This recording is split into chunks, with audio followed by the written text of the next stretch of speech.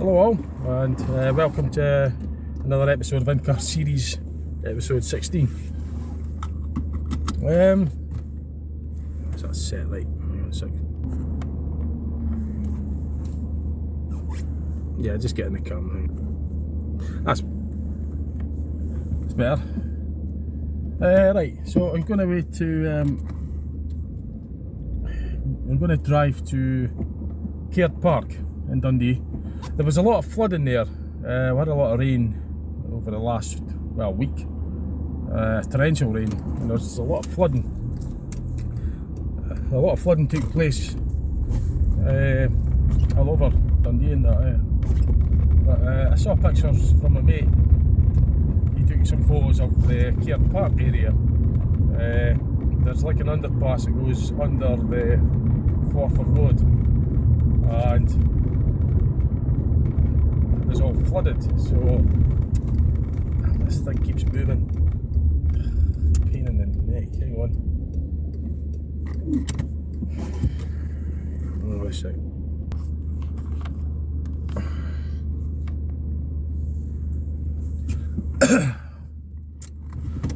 Yeah, it's just gonna have to do. So yeah, what I was saying, I was going to the Caird Park to see if we could see this big flood. I'll get some footage as well. There was floods in Broughty Ferry. There was floods. Dundee's Drumgeeth Park is notorious for flooding. Also, there was footage. I saw pictures of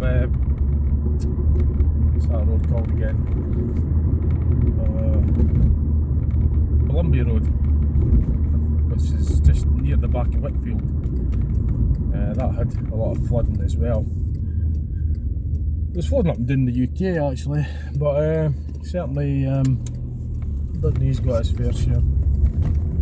So I've got a few things to do today. One of them is to have a wee look at this flooded area, and I'll get some of my own footage. I sent a text to my mate to see if he would send me, because he took some pictures, but he's not sent me them yet. I mean, it's his. He took them, and I've got permission from him to use them on my video. So if I get them and I remember, I'll put them on there on the screen as a pop-up, you know, to show you his photos. I'll show you what I'm going to take. I'm driving there now, and I'll take some footage myself and show you that. I'll either show you it in series with this video, or I'll show you it in parallel with it when I come to compiling, meaning that I'll put it there on the screen.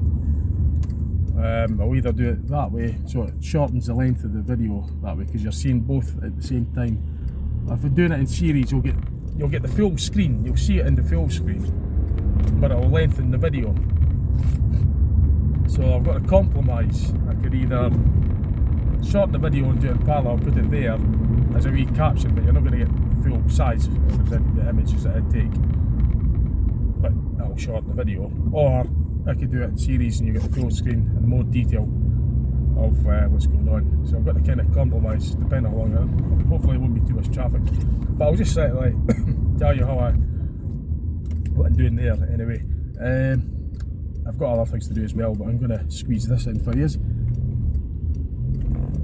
Also, yesterday night, I don't know, that other video that I did, In-Car Series episode 15, yesterday's one, I was seeing my mate. I was giving him a bit of assistance with his car, and later on that night, it was quite an eventful night. He'd actually broke down. So we met up, we had our tea and that, we drove across the water, got our chippy tea. You know, he parked there, I parked here, and we just sort of spoke. My other mates were in the car as well. So that was about back at 6, 7 o'clock. Then we went our ways, like he went away and done what he was doing, and then went away and dropped my other mates, and, you know.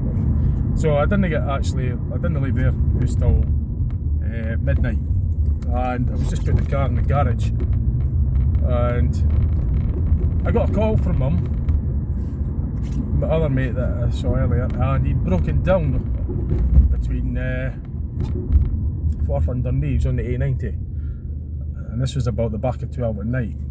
It was all misty and everything, dark misty. It was a shitty night, and he broke down. So I asked him to put his camera phone on, you know, the video calling, show me what was on the dash when he was trying to start it. You know, I went through, like, trying to ask him to bump start his car, you know, how to do that if he was on a gradient. But there wasn't enough speed for him to do that, you know, to pick up. Because to bump start it, you've got to have it on a fairly steep, or get a good push, you know, you've got to get the thing moving, you've got to get the car moving, get it rolling. Then you put it in a high gear. Don't put it in, if you're bump starting a car, I wouldn't advise putting it in first gear, because the engine compression will just lock up, you know, you won't. It's mechanically disadvantaged for bump starting. You put it into a higher gear, which makes it easier to bump start. In other words, the wheels, it's a front wheel drive, regardless of what front wheel drive or what, the wheels will be easier to turn. So you're turning the engine over easier. So to bump start it, if your car's moving, if it's being pushed, or if it's going down a brae, bump start it in, well, third, I would say, second, third gear. Just enough to get the engine to kick over, and then you try starting it with the starter motor. The ignition's going to be on, by the way. You have to have the ignition on. You actually, no, wait a minute, I've got this wrong. No, your car's moving, right? So don't use the starter motor, sorry. If your car's moving, being pushed or going down a brae, right?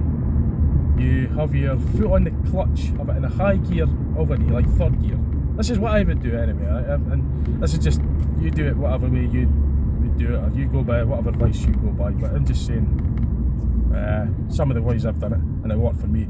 I don't know if it's the official right way or not. It did work for me, and that's all I'm going to say. I'll say that it worked for me, and I'll tell you how it worked for me, and I'll just relay that over. It's up to you if you do it that way or not, but from my experience anyway, I had my foot on the clutch. It was being moved either by going down a brae or being pushed, and I was selected third gear. And then once the speed was up to a reasonable, you know, probably 10 mile an hour or something, 5-10 mile an hour, faster the better, release the clutch, just release it instantly. And then that will cause the car to do that, because it's trying, you know, it's in a high gear, so it's bumping, but at the same time it's turning the engine over. But the ignition must be on, obviously, because that's the momentum, that's it. The ignition's on, that's your engine ready to, you know, on a petrol engine, the spark plugs are just primed, ready to ignite. On a diesel, they just call it ignition, because there's no spark plugs on a diesel. But on a petrol, all the cars I've had have petrol, you would have the ignition on, release the clutch while it's moving, either down a brae or being pushed at about 10 mile an hour or something like that. Enough speed to turn the engine over, and then once the engine fires up, just press that clutch and give the engine a wee rev so it doesn't stall, because you're starting it in a high gear, you know. So bump starting it, I tried that. It wasn't really a steep enough brae, so I ended up using jump leads, but it was a bit of a dilemma, because he was on a lay-by on the dual carriageway, so I had to face my car the wrong way in the lay-by. But there was enough grass on the embankment in the lay-by for me to reverse my back wheels onto, so that the front wheels don't get stuck, because it was muddy-ish. This is the front wheel drive car, so I wasn't wanting these wheels to spin in the mud. So I was able to reverse the back wheels onto the grass bit, so it gives me enough manoeuvrability to turn the car without going on the carriageway. I would not manoeuvre. The car did not overhang or go into that carriageway in any way, shape or form, because it'd be highly illegal. You would never do that. I wouldn't suggest you do it anyway, what I did, but it was a dire situation, or desperate situation like it. But I thought about what I was doing, and I was able to get the car reversed onto the verge at the side of the lay-by, which gives me enough room to manoeuvre this length of this car round to face my car right up against his nose, because his battery was on his front near side. My battery's also on the front near side, so that's like diagonally across. There wasn't enough room to get the car side by side, but I couldn't get the car alongside his, so I had to basically just face my car in the opposite direction to get the nose right up against the front of his, you know, get the front of my car right up against the front of his. And the leads are shite, they're really just barely long enough. And they've got to be pretty good connections. And so I've got it started. It's got to be a good connection, it's got to be a good sound connection, because the jump start it, whatever you do, do not wire these batteries in series, because you're doubling the voltage and you'll just blow all sorts of electrics. Don't wire them in series. So in other words, don't put positive to negative, negative to positive, because that's put them in series. You wire them in parallel, because that keeps the voltage the same. If you wire batteries in parallel, the voltages stay the same. You wire it in series, you'll double the voltage and blow the fuses and all that sort of stuff. So never do that. What's the best way of getting here now? I'm going to go this way. I'm going to go down by the cleverest. So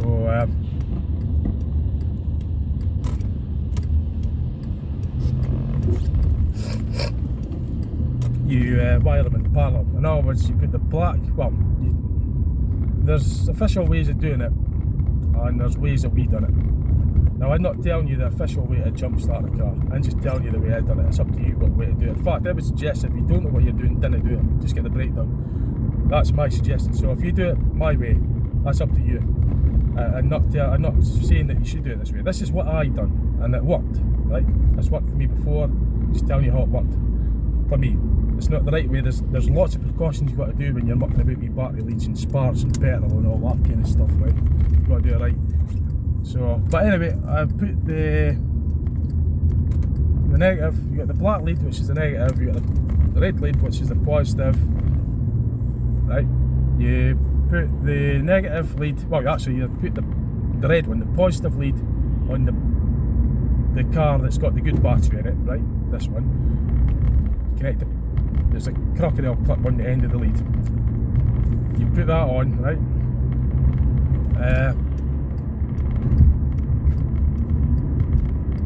Put that on, make sure it's a good connection.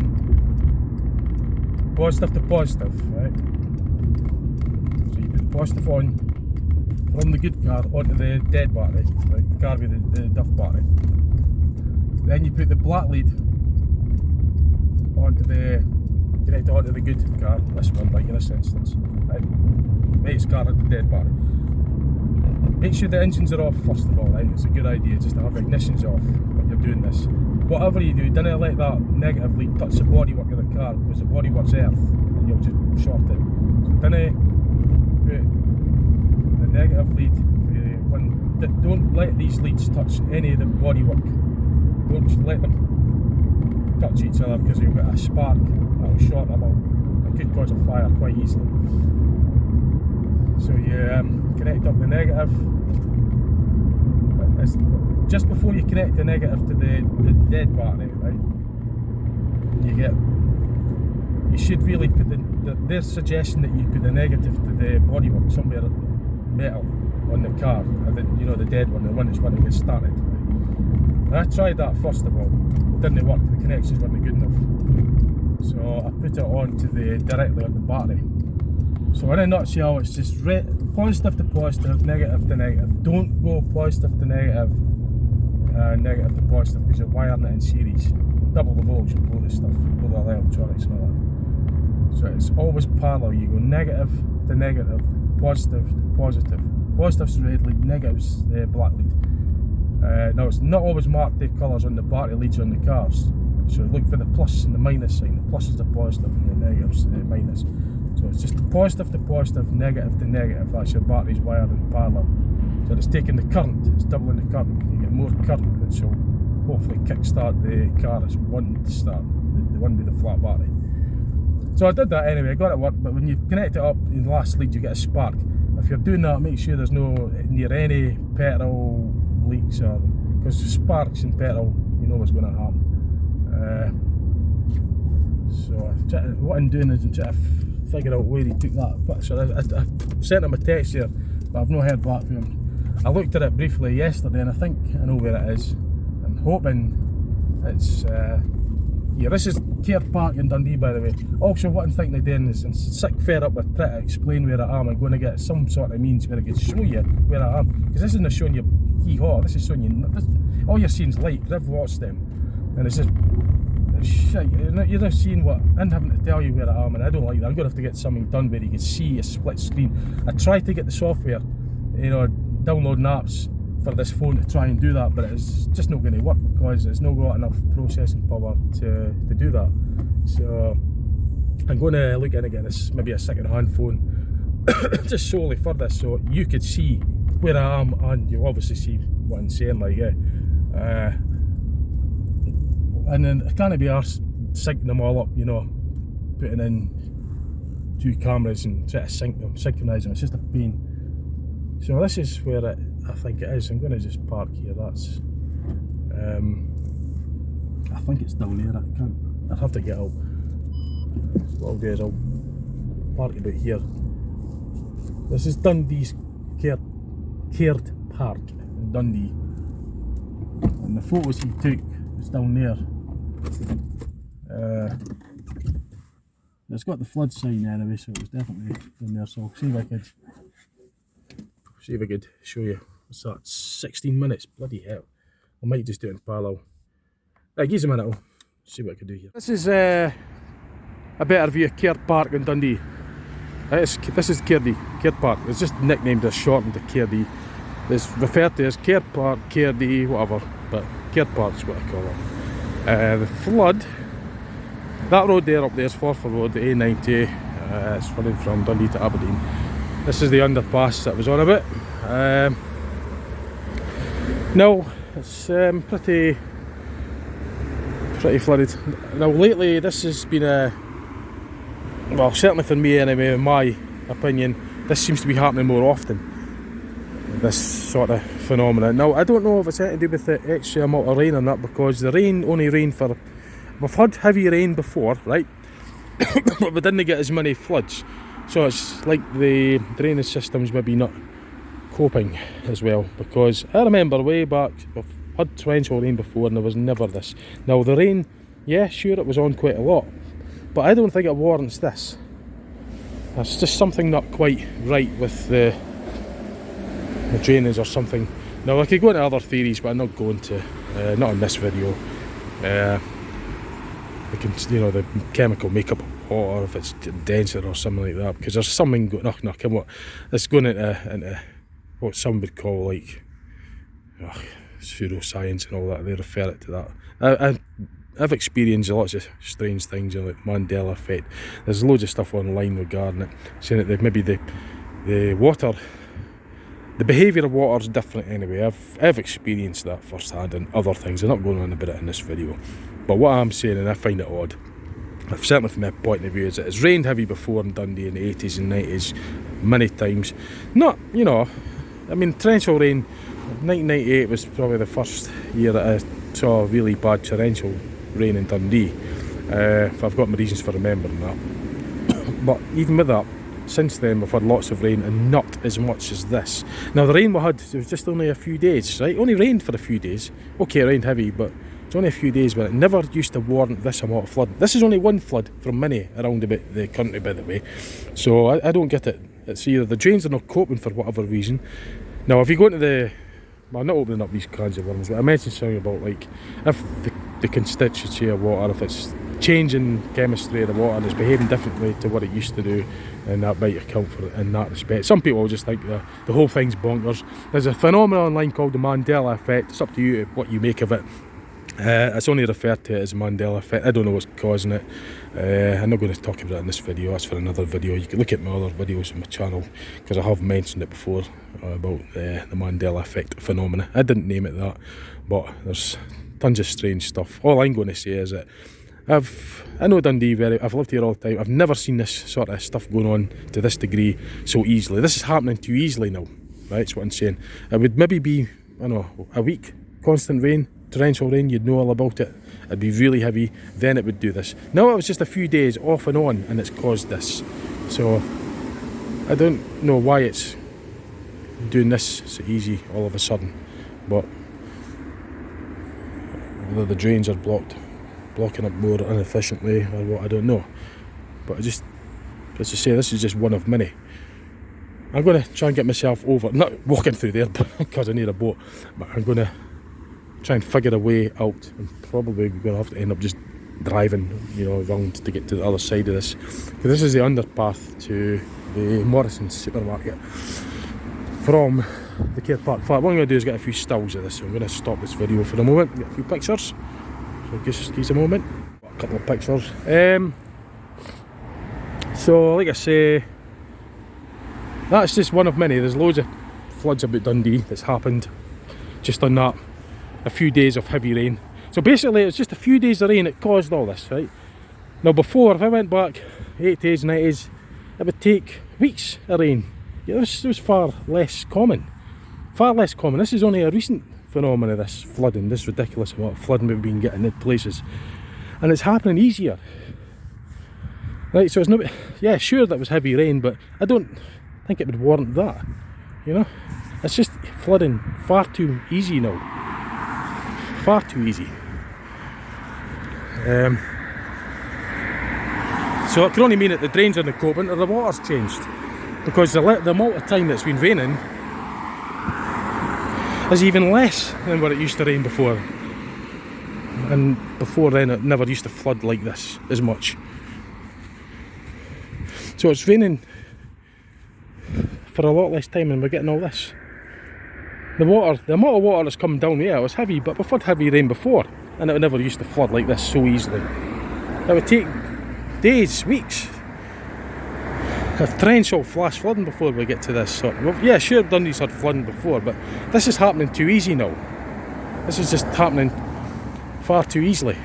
I mean, it's like a couple of days of rain, heavy rain, we're getting floods. So the factor would be that the drains are the coping or the water's changing. What else could it be?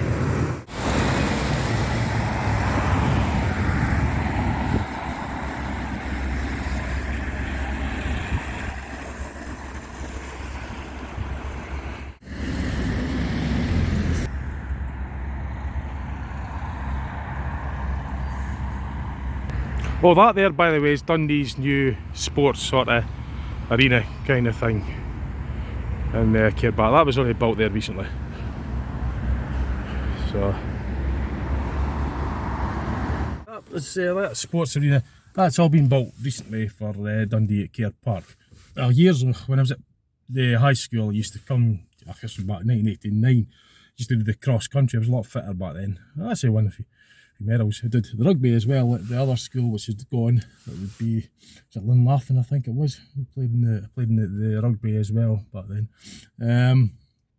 Yeah, I was a lot fitter. I was big for my age as well, like, so that was my advantage as well, like, so I did the rugby and the cross country. It's all changed now, like, you know, bit of memories there. But that Morrison's is where the school was that I did the rugby with in 1990s, early 90, 1990, 91 I think as well, 1990. But it's all changed now. That's a completely new sports centre. But I did the cross country running as well on that track. It was a gravel track around there. I remember all that, like, that was when I was at Minesall High School, which is gone, by the way. I've done a video on that earlier on in my channel. So what I'm going to do now is I'm going to get myself to the, I'm not going to cross over that dual carriageway on foot. I'm not going to do that. No way, Jose. There's barriers to climb over. I'm no vaulting over that. So I'm going to have to, I'm afraid I'm going to have to get in here. I'm going to have to drive all the way into that car park to get to the other side of that tunnel, the underpass, to show you the other side of it. I might, if there's time, I might nip up to Drumgeeth Park and see how that's getting on as well. That's notorious for flooding. We'll show you that too. Right, so let's get going. Let's go over to that side, the Morrison's supermarket side. I'll see how close we get parked it, and then I'll get down there and show you for that end. Okay. Right, so I'll just, oh, come on. Right, that's it. There we go. Yeah, so yeah. Like I said, that was, oh, That's the text just came through there. He sent me 24 photos, it just came up. My mate sent us 24 photos of that, but I've just took footage. I don't know the best way of going about it, if I should put it in parallel or just run the video in series, I don't know. It's whatever's easier. I mean, I sometimes just find it easier just to load them all into the video app and press save, and then that's it, it's made. And it's just for the sake of time, like, you know, I've still got lots to get through, like, you know. I've got to try and make videos quicker, you know what I mean, because I've got to save time. The other videos, which I'll still be making obviously, take a lot longer, but we're doing it with these in-car series videos. It just means I could piggyback the things I want to show you at the same time. So in putting all the videos together in one, and able to go in and show you what I'm doing and tell you what I'm doing and show you at the same time, rather than editing, you know, an opening and closing credit, adding music and adding words and text. I could just do it in a winner.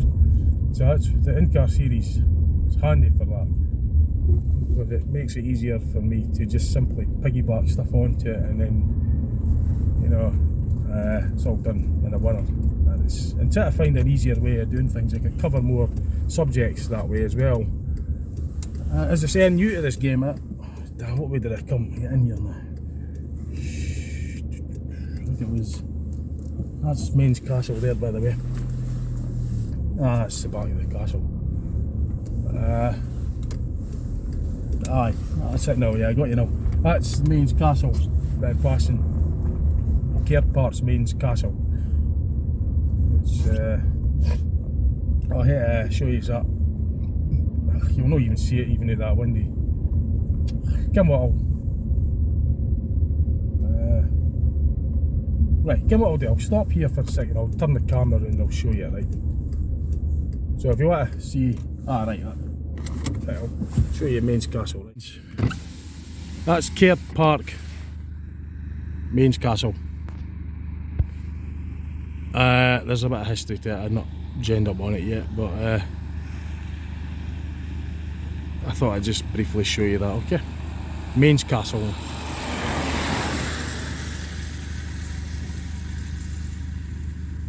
The other castle along a bit is, there's Claypot's Castle as well, there's quite a few, there's Durrup Castle. One day I'll make a video solely for that. I'll maybe get close-ups of that and do a bit of research into it for you, get some still pictures of it. And I'll show you a bit about that as well. Right, so just thought I'd show you that. Okay. Right, so I'll just briefly show you Main's Castle.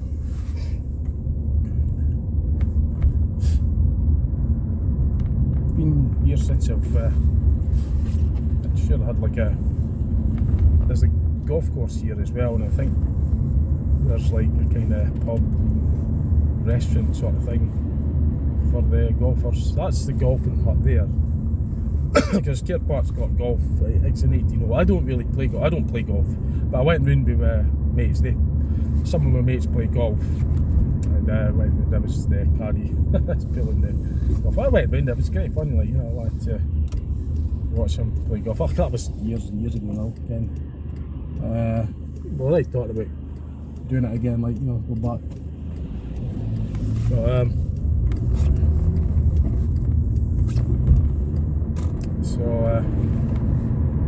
just going along Cleverhouse Road, and I'm going to make my way to the other side of that, the underpass. That underpass goes underneath the Dundee to Forfar Road, the A90. It's part of the A90 primary route, and that's the Forfar Road, that underpass. It's an underpass walkway, that's what it's going underneath. I just get myself through these lights. This blooming 3 sets of lights to get through.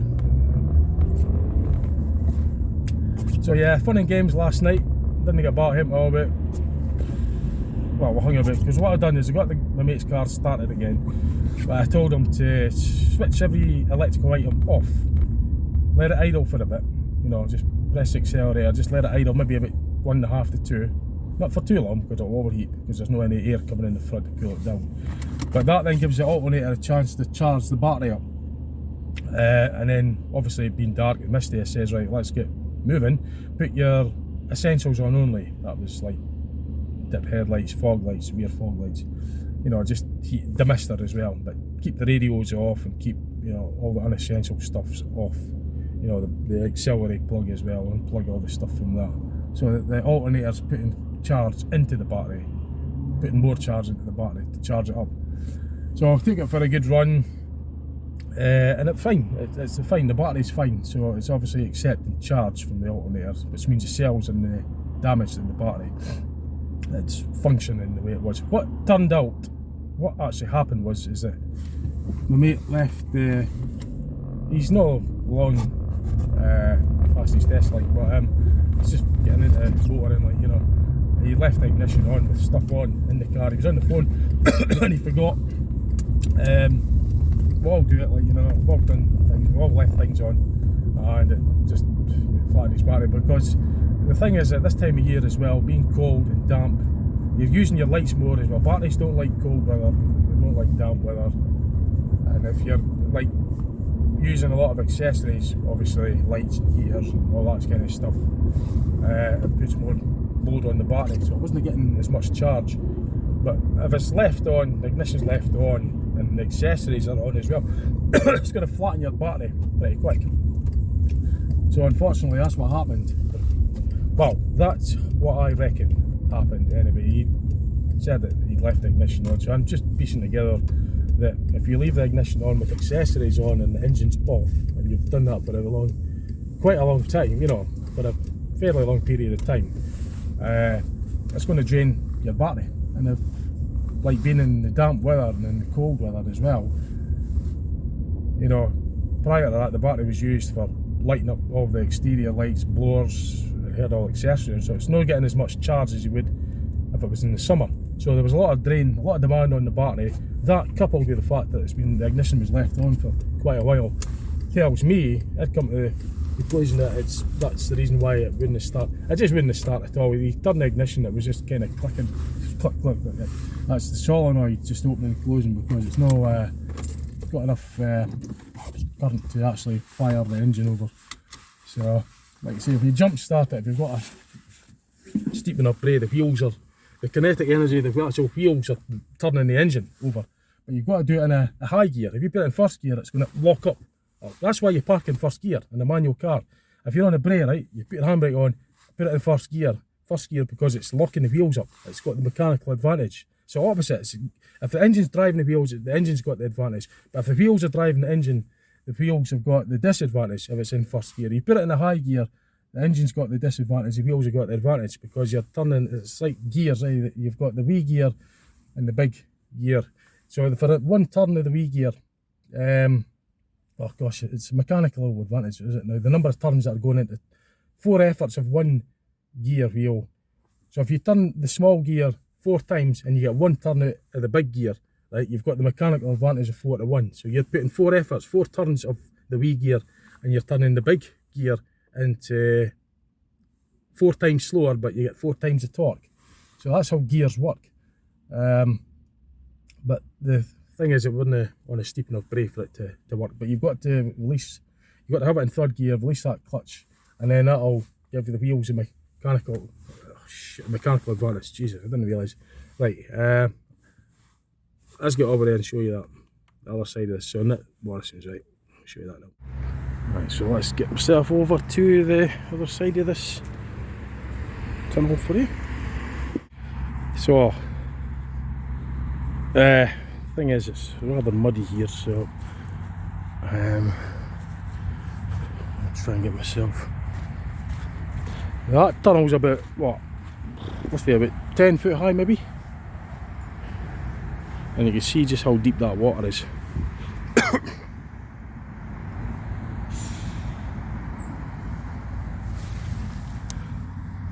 So you'd be submerged probably up to your head. If you went in that would come up to you, but well, it's in 6 foot, so that's about your average height, right? So I reckon that would be above my head if I went in there, because that tunnel must be about 10 foot high maybe. That's how deep that is, Ken. That is just, it's just mental, Ken. You'd never, like I say, all that water wouldn't, for a few days of flood raining that we had, it's just bizarre how it could get to that level so easily. It never used to flood like that. We used to have heavy rain before, loads of times, and it wouldn't get to this extent unless it was extraordinarily wet.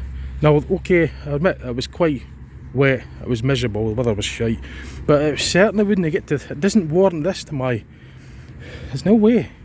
This is just happening too easy. And as I say, this is just this instant.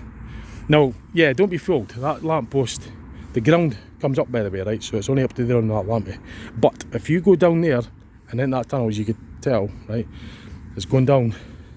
It's a lot deeper in here. That'll be way over your head if you went in there, way over. And it's managed to reach away to here.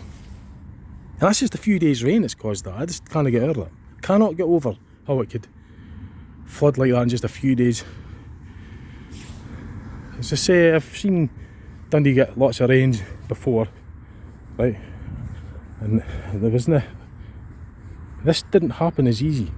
This is happening easier now, much easier now. This just doesn't. No, there's no way. I don't know if it's the drainage that's becoming inferior, or is it the actual constituency, the chemical constituency, or the molecular constituency of the water. If water itself, the substance of water itself is changing. Now, as I say, that's opening up a totally different subject. Now, I know what I've experienced with water and how it behaves, because I'm not going to go into all the details, right? But I've noticed differences, okay? I could only tell you that, it's up to you what you believe. I don't mind, I'm just telling you what I've experienced. There appears to be stuff online that on certain articles are saying that if the water is changing, come on, just it's up to you. Just if you think about the Mandela effect, if you believe in if you experience the Mandela effect like what I have, you'll be open. You'll have a more open mind to things. Let's put it like that. That's what I'm going to put it like, because I didn't name it the Mandela effect, but I know what I've experienced, and I know I've seen strange things and experienced strange things, and I've come across a phenomenon called the Mandela effect online. So if the constituency of the water, or the substance, the molecular, because you've got the molecules, which is H2O, that's your hydrogen and oxygen, so it's H2, two hydrogens for one oxygen's water. Then you've your atoms, you've got your elements. Your atoms is obviously your electrons, that's your positive protons, neutrons and electrons, right? And if you go to the periodic table, that'll give you the chemical makeup of the water. The molecules is your oxygen molecules and hydrogen molecules. Now that's going at a scientific level. I'm no scientist.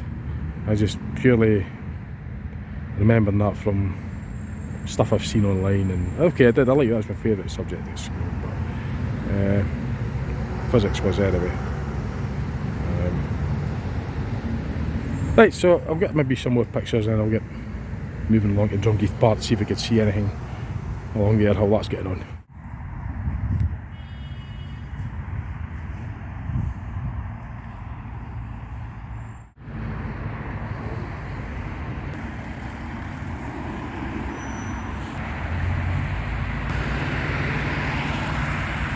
And this, by the way, is typical Forfar Road traffic. It's not even tea time rush hour yet, and it's backed all the way down to here. Typical Dundee traffic on the Forfar Road. And it's worse than that. Both lanes backed up, way back during when it gets to peak time. And it's only what? 2:30 in the afternoon, that's what it's like now. Dundee suffers traffic jams. I suppose a lot of the cities do, but Dundee's no different. It has its fair share of traffic jams. And that road is just they've had to reroute the buses as well due to the ridiculously congested road. Anyway, this is at the other side of the well, I was standing there a couple of minutes back and just getting my way down to a bit here. Just to show you. So the railings, as I say, that goes way down, and as I said before, you can see just how high it comes up to the roof, right? As I say, that would be about 10 foot, that roof, right? At least 9 foot anyway, right? For the base to the roof, I'd say it was at least 9 foot. I'd say what, 3.5 feet. So as I say, I'm 6 foot tall. If I went in there, that would submerge my head. That shows you just how deep that is, and to put it in perspective, it is just crazy. And that only happened with a few days of rain, and it didn't rain continually, it went off and on. It was heavy rain, I grant you that, not anything that Dundee hasn't saw before. And this is what's happening. Right, I just find that extraordinary. So Dundee's seen lots of rain before, heavy rain before, for long periods of time, and this never used to happen anything like as much. This is happening far too easy now. Far too easily. I find it really bizarre. But there's lots of bizarre things going on, but I'm not going to go on about it on this video. I've got channels on my video called Quest that I use as a series for putting out bizarre stuff. Stuff I find bizarre. Anyway, I've also put stuff on that I've talked about the Mandela effect phenomena, my experiences of it, and what I have experienced regarding what's referred to online as the Mandela effect. And I said, if the water constituency consists of whatever, the substance of the water, if it's changing and the drains are not able to cope because of the changes, then that might account for this kind of bizarre flooding. Or the drains just become suddenly inferior all of a sudden. As I said, the rain levels is nothing that Dundee hasn't saw before, and it never used to get like that so easily. Did it work? It never did, because I remember what Dundee was like years ago. Right, it's blooming freezing, I'm going to get going. I'm going to get myself back along my car and I'll nip along to Drumheath. In fact, I'm just going to take the shortcut. I'm going to cut across here and get, I'm going to walk.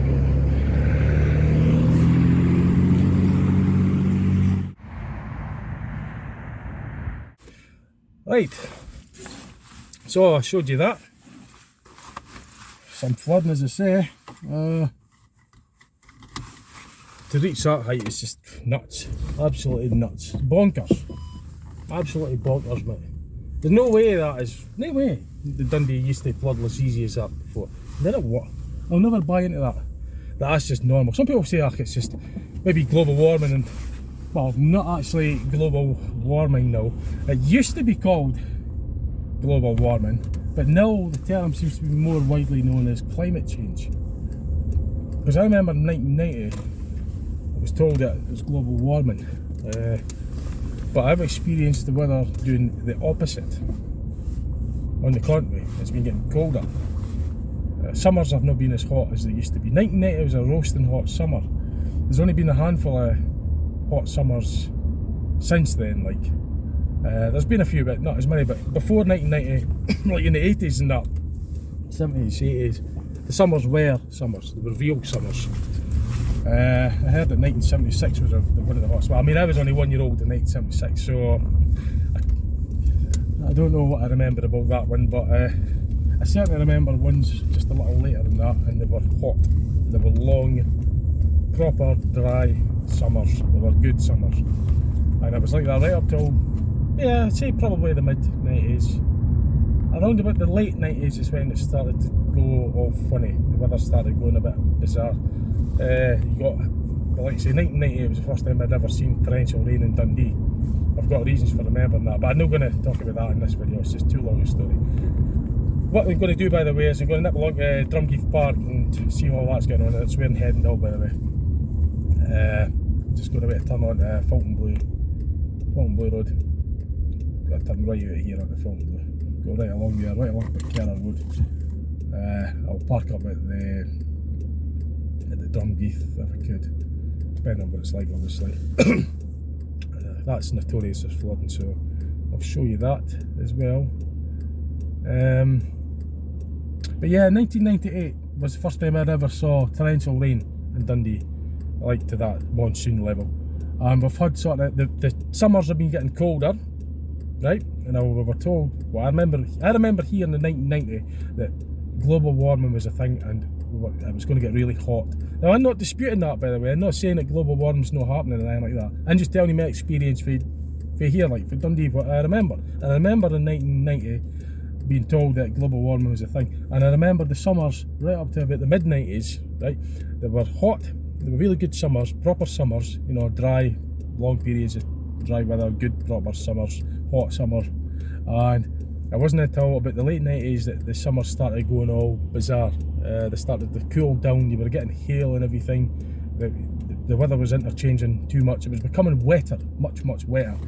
And sometimes now in the 2000s, the summers have been getting blooming cold, freezing cold, you know. Ridiculously cold. It wasn't like the summers, what summers used to be like. I mean, we're always told about summers being global warming, right? I always remember that, right? Now, it's blooming well getting colder, and that's my experience of it. And now I've been hearing the term being called climate change. Climate change, that's what I've been hearing more often now. It used to be global warming, now I'm hearing climate change more often. No, that's all I'm saying on that. I'm not going to say any more on that because that's all I'm saying on that, right?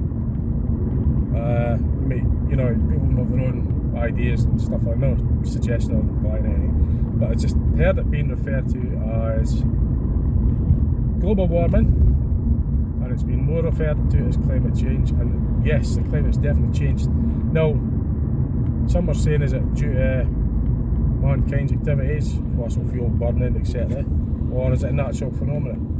You know, again, I'm not gonna open up that kind of words or say anything about it. But what I'm gonna say is what I've experienced here anyway, and I can tell you what I experienced, and I'm telling you that the summers are just not the way they were in the 80s.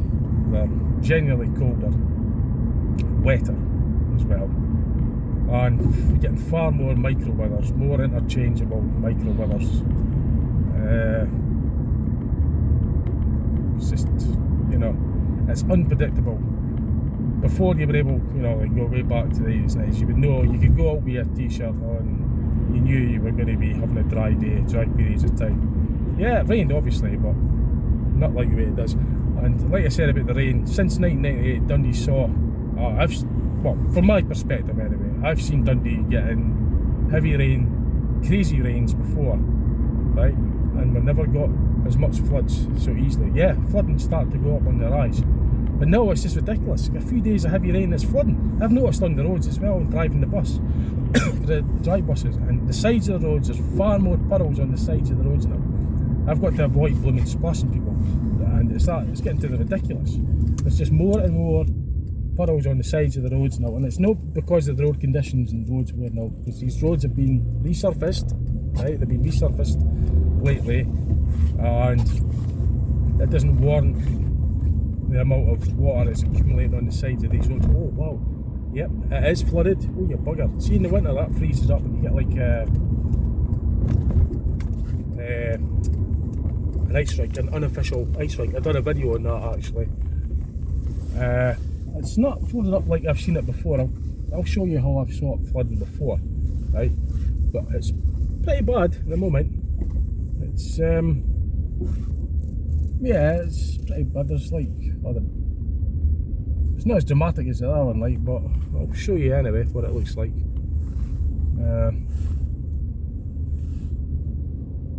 Yeah, I've seen it worse than that, like. I've seen it a lot worse than that. I've seen it overflow right onto the road, literally close the road.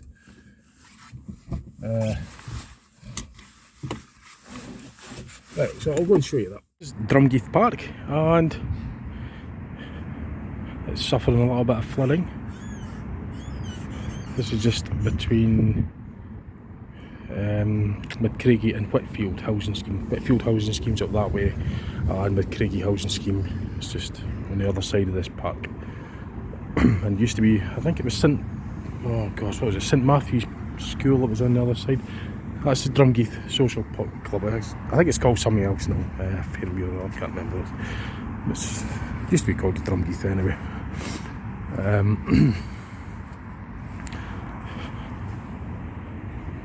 So I've seen it a lot worse than that. I've seen the water actually come right up to the road, overflow right up to the Drumgeeth Road. That's the janitor's house for the school that used to be there. I think it used to be called St Matthew's, I think, if I remember right.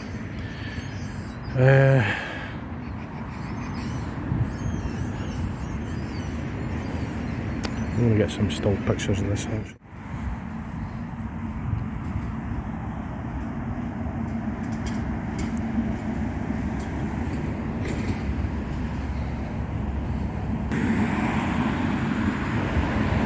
So like I say, I've seen this water come right up to the road level, flood the road out. That was lately, by the way, just a few years ago. That's what I mean by lately. This part it was notorious for flooding, but it took a lot more rain than what, certainly from my perspective and how I think of it is, I reckon it would have took a lot more rain than this, than what we had, to get it to be flooding.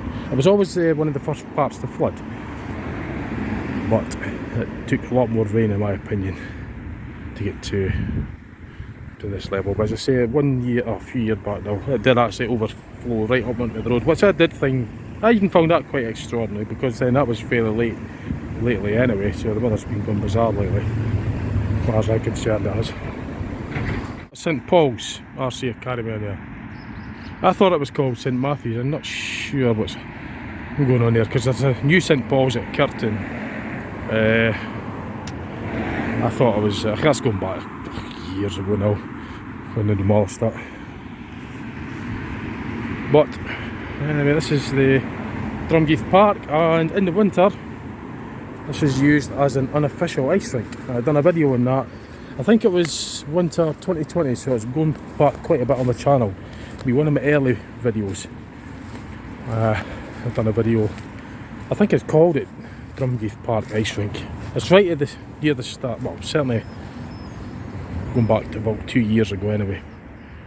As I said before, I'll try and get links up to certain videos, a bunch of them all together with links in the descriptions. Now I don't think this is as deep as the water that was at the underpass, because you can see, judging by the height of the goalposts, right, you can see how much the water's coming up onto the goalposts. So that wouldn't, you wouldn't be submerged unless you were really short. That wouldn't submerge you, but you may sink because it'll be muddy. So you wouldn't want to. Still dangerous anyway, nonetheless. You could probably get a boat and boat across. Ducks and stuff, I think, would like this. In fact, some geese over there. Try to zoom in, I could see a bird sitting on the water. I don't know if I could get it on the camera, but I don't know. I can't zoom it in on the camera, but I could see it with my naked eye anyway. I tried to zoom in to show you, but geese or a duck or something. It's just, as I say, this is just one of the easy ones to flood this park. It's always known for it, but I was known for it after you know, really heavy rain. It took a lot of rain, you know, but as I said, the rain that we had, yeah, it was heavy. It was on for quite a while, but I don't think it was enough to warrant the amount of flooding that's been going on. As I say, this is just the second one I showed you. There was one in Broughty Ferry. I might even go around and, well, actually, I don't know, I'll have to watch with time. I might, I'll maybe go to the Broughty Ferry and show you that as well. And if it's, because there's flooding round about the Queen's Road, I could go and zip in the car and, well, I don't know. I don't know, see.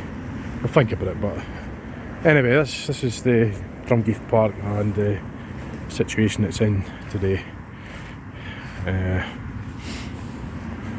Late November 2022, I can't remember the date off the top of my head now. But anyway, there you go. Wouldn't stay the Oh Christ, I can't remember what the day is. It's a Wednesday after the, was it the 20th was a Sunday, Monday the 21st, Tuesday the 22nd, so it'll be the 23rd today, won't it? 23rd of November 2022. The floods and rain that we had was, well, it must have been, I think it started about Tuesday last week, but it didn't rain continually. Yeah, it was heavy rain. It wasn't like anything Dundee hasn't saw before, and it would have took a lot more rain to get as much flooding as we did. As I say, the really bizarre rain started happening, for me anyway, after 1998. 1988 was the first year I saw Dundee experiencing the monsoon. 29th of July, Wednesday, 1998. I remember that day for reasons I'm not going to go into that about that in a moment on this, but I do remember the day well, and I remember the monsoon that happened after it. It was the first time I'd ever saw anything like that. I was 23-year-old back then, and I'd been in Dundee for a long time, and I hadn't saw Dundee experience that before. That's why I remembered it. And since then, that's when Dundee started getting these sort of monsoon rains, but quite a lot was required to get to the same level of flooding that we're getting. There's also flooding along the road a bit there.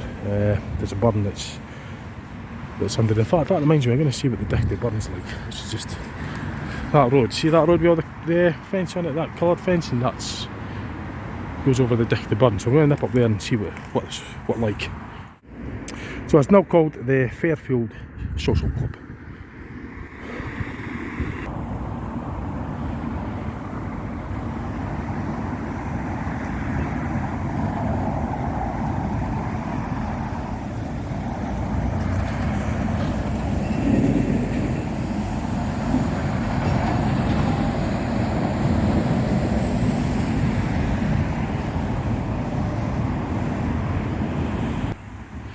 So this is now looking down to the Dickley burn, and it's just about burst its banks.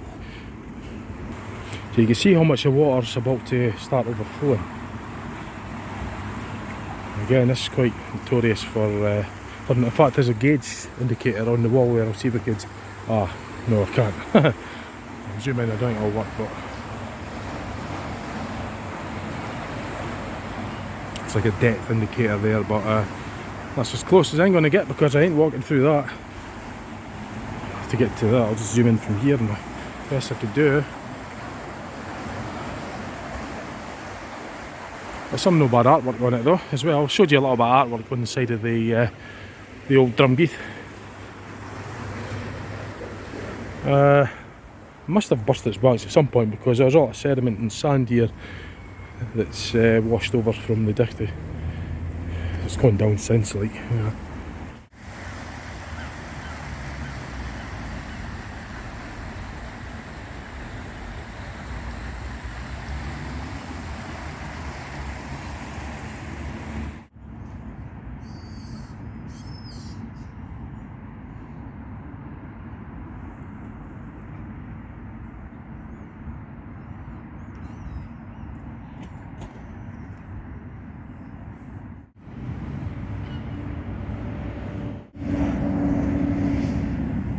Right, so I actually went into the Fairwear Social Club just for a glass of Coke, really just to see what it's like in there. I've always wondered what it's like in there, because I've driven past it that many times, and I've never really been in it. So I was needing the toilet actually, so I used the toilet and I got a glass of Coke just to see what it's like. Yeah. Right, now I know. So that was alright, you know. Yeah. Just another experience for me now to say that I've been in there and go back. I can't obviously drink any alcohol for obvious reasons because I'm driving, so I just had to set up the glass of Coke. So that's what it's like in there. Curiosity just gets the better of me. I had to go in there to see what it looks like.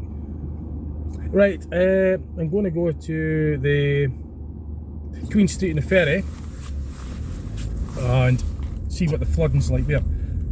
I've not had a chance to look at the photos that my mate sent me, but I could probably do that later when I compile a video. I have his permission to use his photos So that's, he's okay with that, and I'll share them with you on my video. I've got to get to Queen Street. It's a bit of a nightmare turning out here because it's a busy road. Turn right out of it. Probably would have been better turning left and turning, but I'll just have to be patient.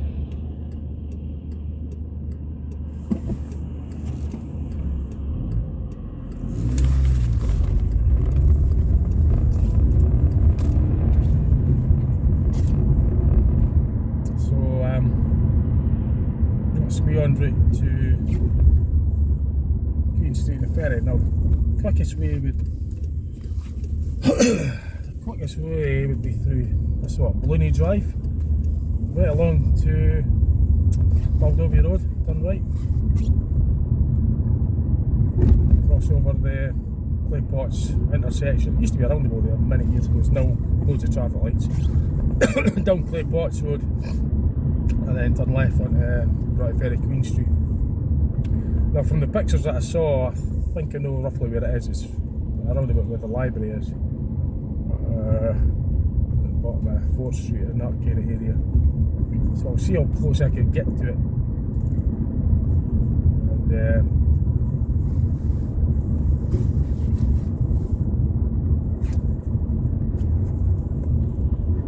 And now it's getting a bit darker now as well, so I think this will definitely have to be the last one,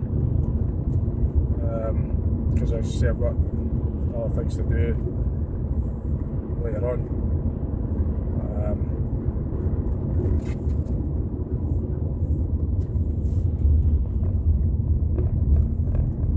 So yeah, just go along Blooney Road, Blooney Drive, sorry, and Douglas. So this is Douglas housing scheme that I'm going through. Whether you're going to see very much.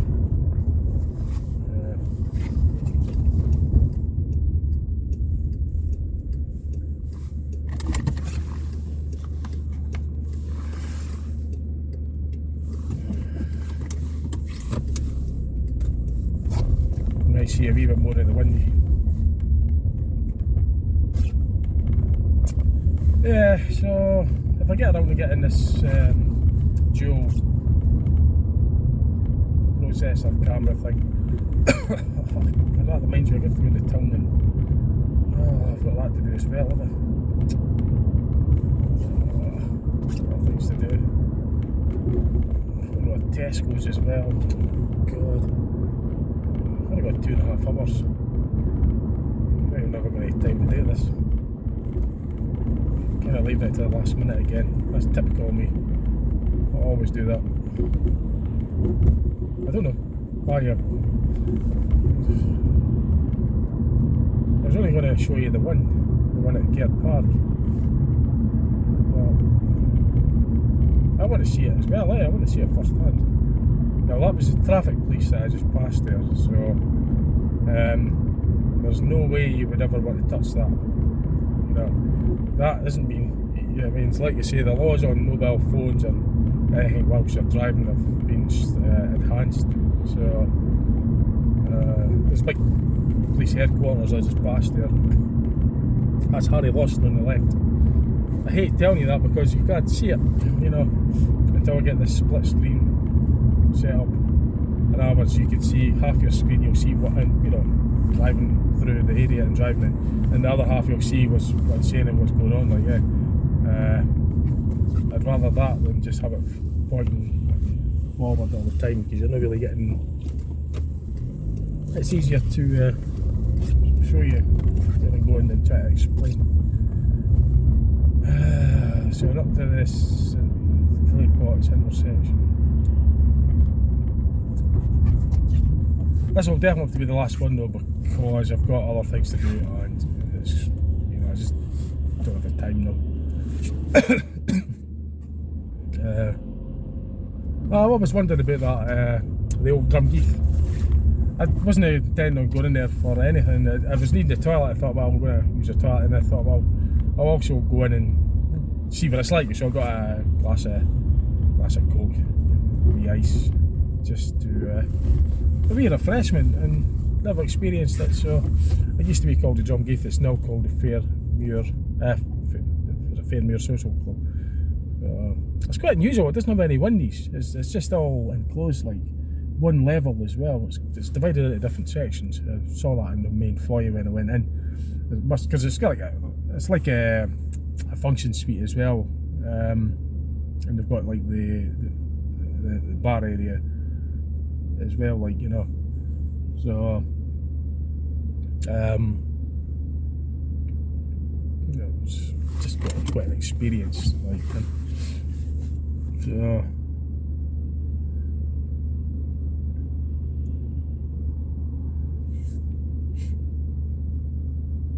yeah, I'll go down that way.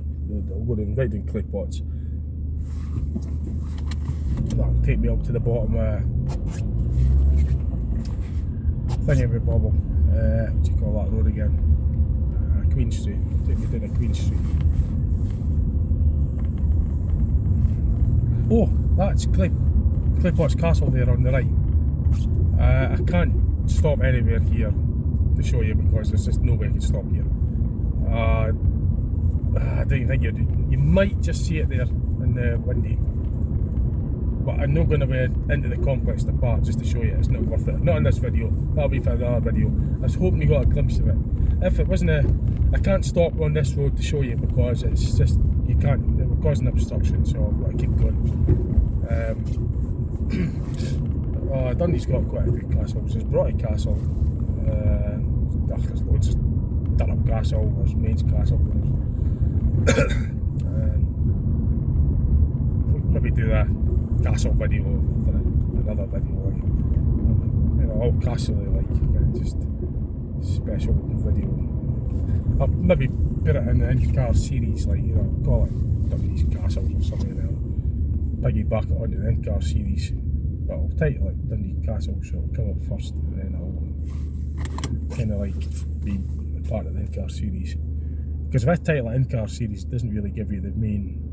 Because, you know, I put in-car series and then the name of the subject after it. When you Google it, and it'll just come up with in-car series. But if I put this like Dundee's Castles in, it's people, if they're interested, they'll see Dundee's Castles in the search first, and then after that I'll take you into the in-car series, which will be this with the castles added to it. And then I could cover all the things I'm talking about and show you what I'm doing. And if I get the split screen, I could cover the stuff that I'm talking about, show you where I'm going and the places that I'm going to visit, you know, where I'm heading to. So you'll see the scenery going there, where I'm going to end up, and what I'm talking about in the car, things that I want to mention on the video. So you'll get a lot more information on one video, like one series, one episode. It'll give you what I'm telling you, you know, and speaking to you now about stuff I want to mention. You'll get that, you'll get the scenery of where I am, and I can say, oh, we're coming to such and such. You'll see that, and you'll see where I'm going to be going. This is 4-way traffic lights with it. Blooming roadworks. Could be, well, wouldn't it be because of the floods? I don't think that, would it? Still on Clay Pots Road anyway. Getting tired. I was just busy all busy long weekend actually. This is quite a long episode now because I've added on 3. I was only going to show you 1 flood, but I ended up showing you 3. Well, and in attempting to show you a 3rd one, I can only say that I've shown you 3 once I've actually done it. But I don't know what I'm going to see around here. I don't even know if it's still flooded or what. I don't know what the status is. That's why I'm going away to find out. I'm curious to know what's going on, and I'll share that with you. Like I said before, Dundee's floods. Oh yeah, Dundee's flooded before actually. When I was in the Fairmuir Club there,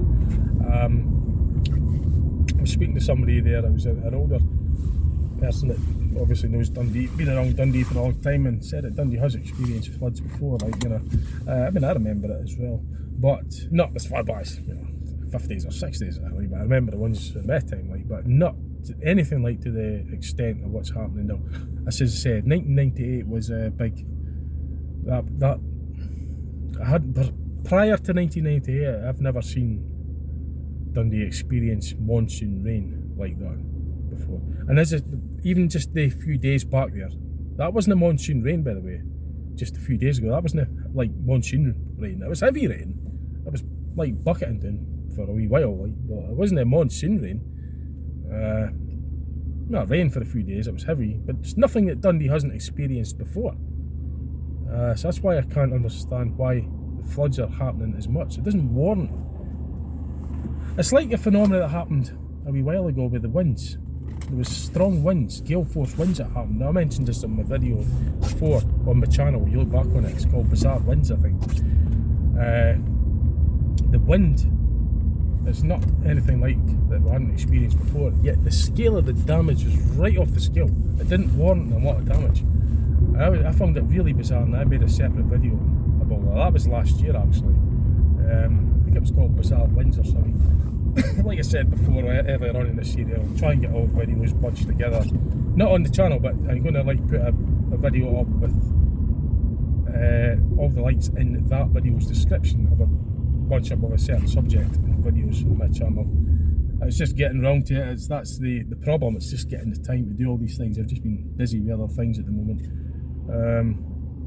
I'd actually just rather be getting about and showing you the stuff, you know, than try to sort out and compile. It's easier for me just to press record, show you it, throw it in the app, the movie app, record it all in a winner and just stick it online, and there you go. I've too much time editing and syncing up cameras. I don't have time to do all that. I can only do so much in the time, and I've not got the money or the equipment to do all that, so I'm just using my phone and that's it. If I get the split screen, that would be even better. Now I'm going right along here, I can't see any. I think it was about here. So this is the bottom of Fort Street, this is on Queen Street, but I can't see any remnants of a flood unless it was maybe a bit further on.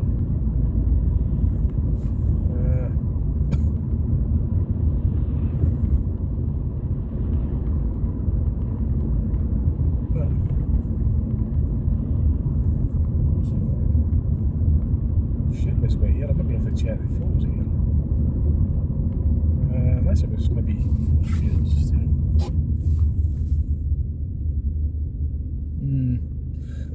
I'm not going to spend a lot of time looking at, or maybe nip into, maybe nip into 4th Street, see what's there. I'll tell you what, I'll do you a deal, right? If I can't show you this flood, I'll show you Broughty Ferry Castle instead, right? How's that? I can this video's about flooding, but I don't think I'm going to be able to find this place. I don't know if it's even still flooded. I thought it was back there, but clearly isn't it. So I'll see what's doing along here, and that's it. I've not got time to do any more. So if I can't find anything here, I'll do you a deal. I'll show you Broughty Castle instead, because at least that's making it worthwhile coming along here, rather than just not show you anything like that.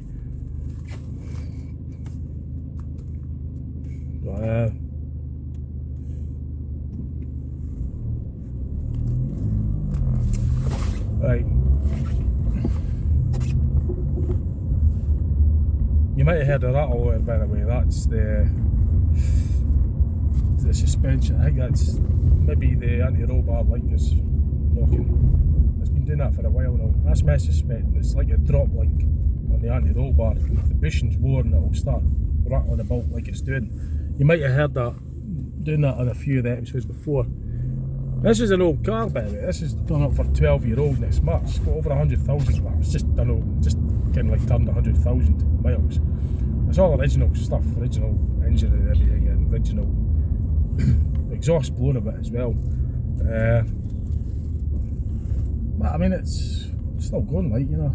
The only problem with this type of car is that the engine, the EA888 Gen 2 Volkswagen engine, burns a lot of oil. It's one of the downsides about it. That's a lovely. Oh, that just came up. That is really odd, right? For this time of day, the sun should be over there. Right, I'm not going to far about. Hang on.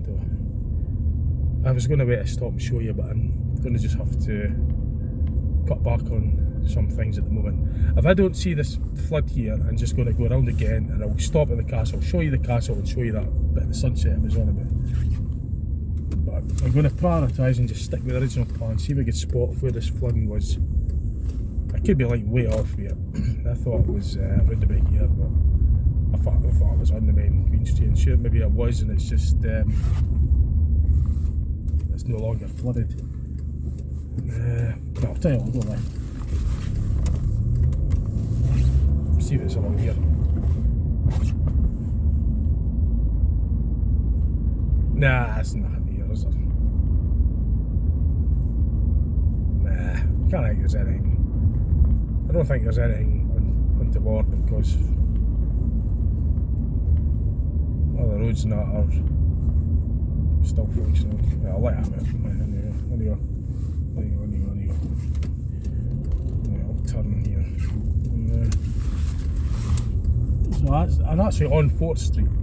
I'm sure there's been flooding on this road before. Certainly no flooding now. Right, looking at the bottom of 4th Street up ahead, where it crosses over Queen Street. It goes over a kind of hump.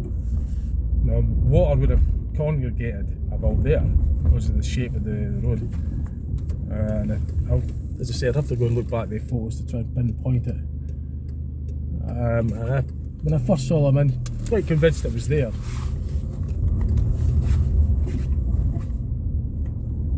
Actually, what I'll maybe do before I write it off altogether is I'll just go and see if the photos my mate sent us has got that picture in it again.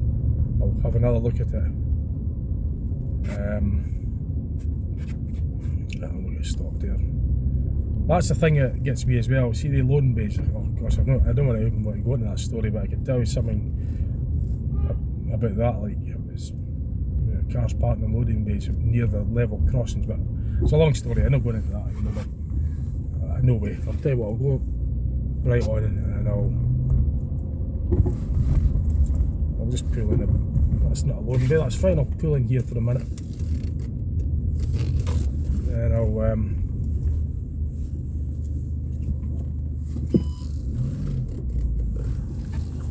check these at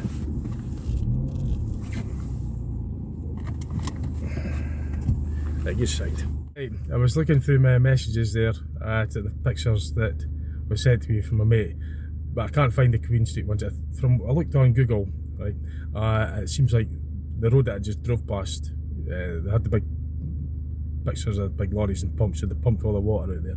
Now, you're not going to believe this. You won't. You just won't believe it. I guarantee you won't believe it. I can't believe it. I cannot believe it. It just happened there. I can't. I really can't. And you won't believe me. You think I'm just making this up. I know you won't. That's fine. I know. I still can't believe this. I was sitting there. Here, of all places, of all times. Yesterday I got a text. Well, no, it wasn't a text. It was a comment on Facebook from someone that I know that knows me from my videos. I won't name him, but he sent a message saying he was going to be through in Dundee today. Right? I stopped here randomly. You would have saw that. I said I was going to pull in here to check the messages that were sent from my mate. That's what I've done. See if there's photographs of the Queen Street floods. So I checked. Just within 2 minutes, not even that, within a minute of checking through the messages, got a knock on the window. That window. And guess who it was? I only know the person from, he knows me from my videos. I've met him a couple of times regarding buses, so that's a clue. He's into buses as well.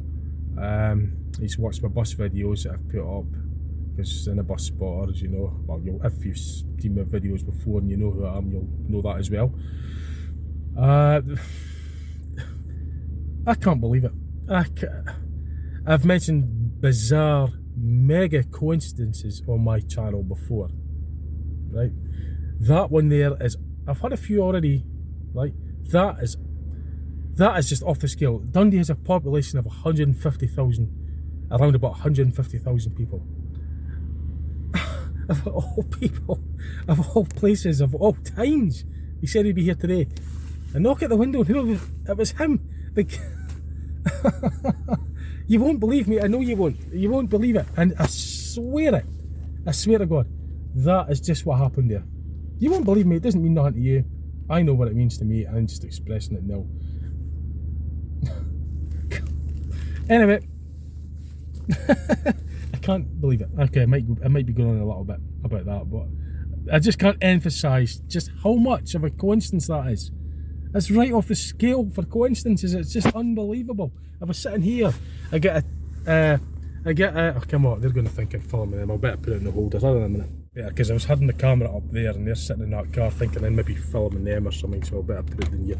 In fact, before I get started, I'm not going to go on too much. I'm going to just try and compress this in a bit. Right, so I've unsuccessful finding the floods here at Broughty Ferry today. I can't find it. It's either gone. I think I was in the right place. I must have drove through it. It looked like on that picture that I saw in the article there was a big tanker there that sucked all the water up to clear the road. So the road's open, so where I thought it was, the flood is gone. So like I did promise you to compensate that, I'll show you Broughty Castle. So I'm going to get myself to Broughty Castle now and show you it before it gets too late and too dark. So I'm on the move now to Broughty Castle. Okay, this isn't anything to do, it's out of continuity with the video. It's about flooding, but so is that mega coincidence that I still can't believe it. I can't believe it, so how could I expect you to believe it? You think I'm making this up, right? That's fine. I don't mind, I don't blame you for thinking that. I don't blame you. You can't appreciate that, right? And I can't show you that. I'm not going to show you the Facebook comment because it wouldn't mean much to you anyway, but I don't want to name anybody. I'm not naming anybody, but I let them know that it was a mega coincidence, so if he's watching it, you'll know that I'm not referring to this.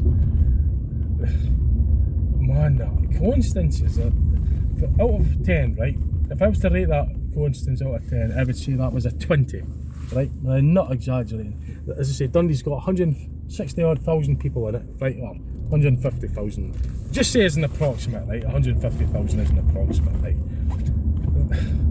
Of all days, of all places I stop randomly, and of all people, come on, there's no way. Oh, come on, I'm not even going to emphasise it.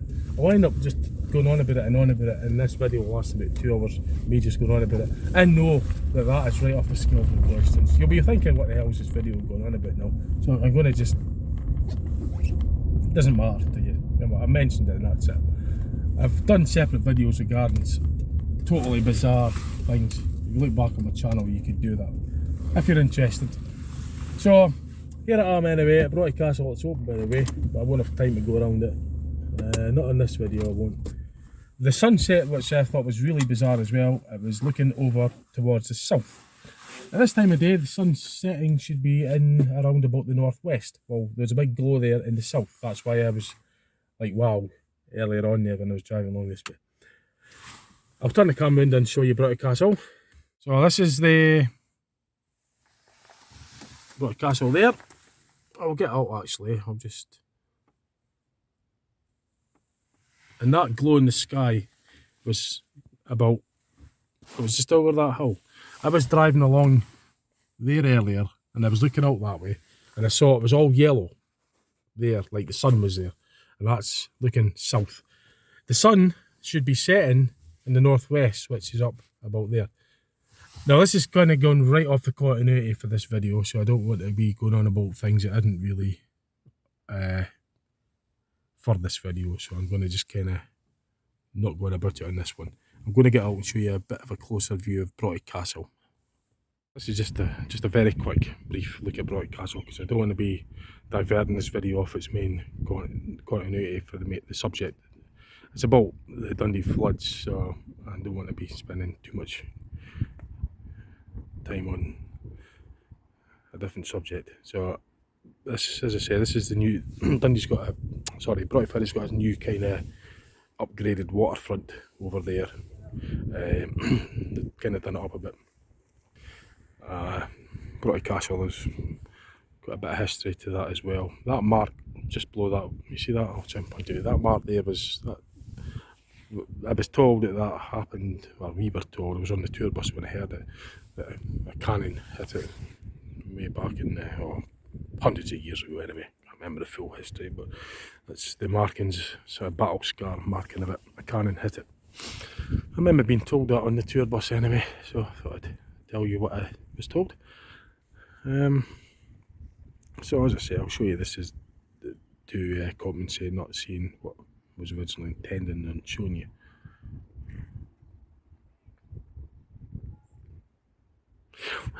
The guy actually knocked on the window, recognised my car number plate, and that's how he knew it was me.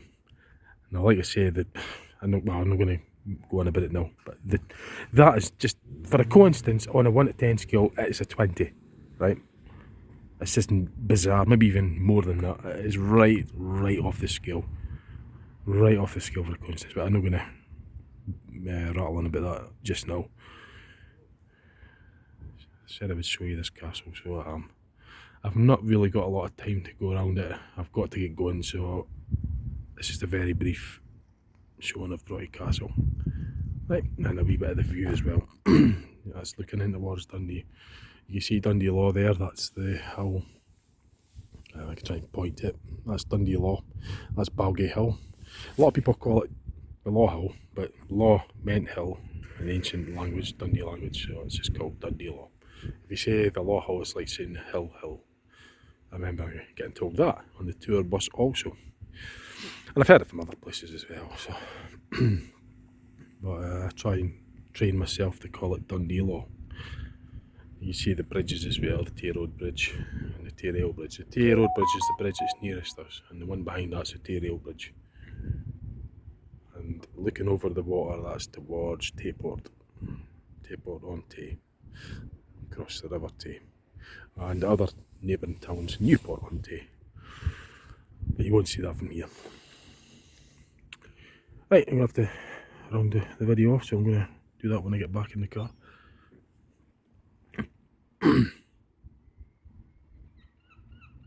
Before I go in the car, this is just a wee bit of the new waterfront development. It's got some new floodgates as well, so that's kind of relevant to this video because it's regarding flooding. And these were put here quite recently.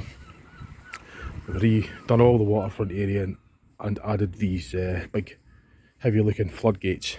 You can see just by the scale of the hinges and the thickness of the metal. So it's got to